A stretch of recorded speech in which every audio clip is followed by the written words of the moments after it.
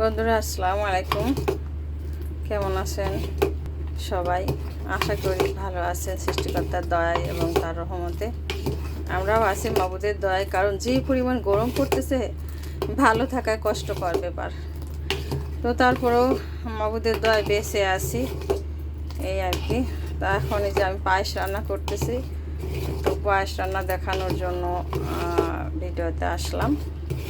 তো পায়েস রান্না করতেছি এই যে খেজুরি গুড় দিয়ে, গ্রাম থেকে অর্ডার দিয়ে ছেলে খেজুরের গুড় নিয়ে আসছে। খেজুরের গুড়, নারিকেল এবং দুধ দিয়ে পায়েস রান্না করতেছি। বলোয়া চাল ভালো না হলে আবার আমার ছেলে খায় না, যে কোনো খাবার মজাদার হওয়া লাগবে।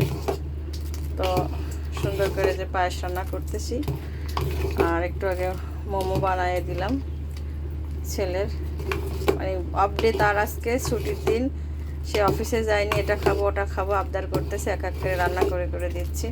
এখন পায়েসটা রান্না করতেছি। যাই হোক, প্রচুর গরম পড়তেছে, সবার জন্যই মোনাজাত করি যে যেখানে আছেন সবাই সুস্থ থাকেন এই গরমের দিনে, এবং সাবধানে থাকবেন, কারণ যে পরিমাণ গরম পড়তেছে আমাদের সচেতনার সাথে থাকতে হবে। সবাই ভালো থাকবেন, সুস্থ থাকবেন, সেই কামনায় এই পর্যন্তই। আল্লাহ হাফেজ।